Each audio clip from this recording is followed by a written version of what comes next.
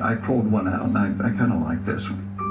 It is the season that many retailers count on to make up for more than half of their annual budget. The season when people are not nestled in their warm homes enjoying friends and loved ones, but instead are circling mall parking lots screaming things like, "Don't even think about it, fat boy," to other drivers.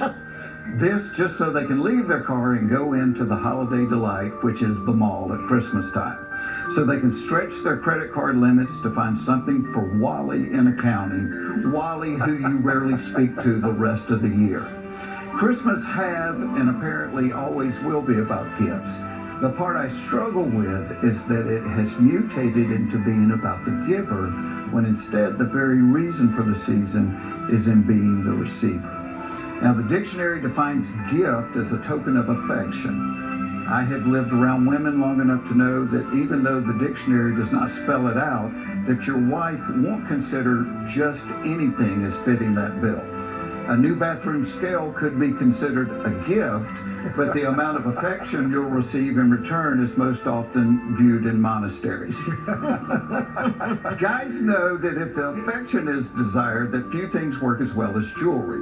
And of all jewels, diamonds are supposed to be the best. The commercials tell us that diamonds take her breath away.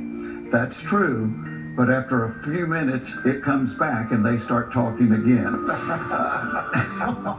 Then I wrote, "I don't care who you are, that's funny right there now." Tip of the hat to Larry the Cable Guy. The best gifts I have ever given or received were the ones that were not expected. Our human spirits love a good surprise. And that must have been how those shepherds felt out in that lonely and dark field outside of Bethlehem. What a surprise to have angels appear boldly proclaiming, "Unto you a Savior is born." It's hard to fathom what they must have felt in that moment.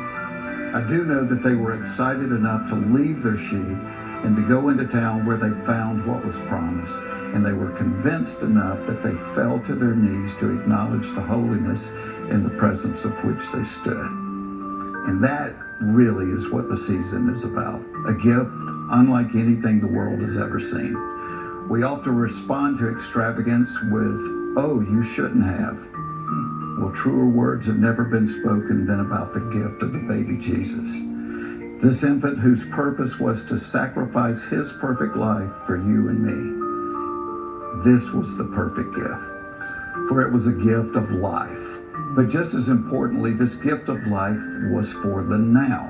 I have often been frustrated by gifts that required a lot of work on my part. This Santa was once reduced to tears with the assembly of a dollhouse whose directions resembled a New York City phone book.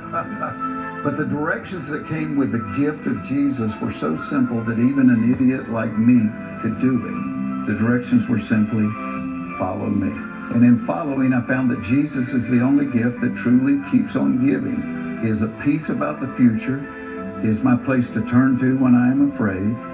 He has caused my eyes to be open to see people that I used to look past.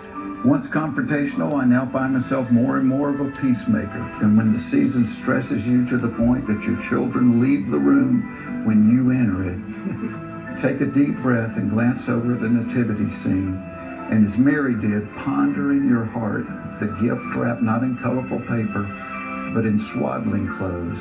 And now know that because of him alone, it will be all right. Today, tomorrow, and forever. Oh, that's good. That's beautiful, Jeff. It so relates to us. Well, we're all idiots, you know. It's funny when I ask God to show me something. This is the way I ask. I'll say, "God, now you know I'm an idiot, so you're going to have to make this so abundantly clear that even I can't miss this." As human beings, we all want to be worth something. Yeah. On the cross, Jesus said, "You're not worth something. You're worth everything. If you were the only person alive, I would do this just for you." I mean, secretly, that's what we all want. My dad left early. And when you grow up with somebody leaving you, you feel like you weren't worth staying for. There was a time in my life I just decided, you know what, I'm going to make God my dad. Because he's always here. He knows everything about me and he still loves me. I can't act in a way that's too good to make him love me more, and I can't act in a way that's too bad to make him love me less. He just loves me.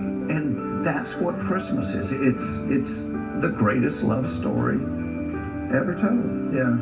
You know, your story telling about how the hustle and bustle of Christmas and how we all get caught up in it, and much like sometimes when we're getting ready for church, you know, by the time we get to church, we're all... I used to say by the time we get to church, we need church. We need church. And nothing else in life matters at Christmas than the true meaning, but we get so caught up in everything else. What a beautiful gift at Christmas that we all received so long ago that lives with us every day. Yeah. Every day.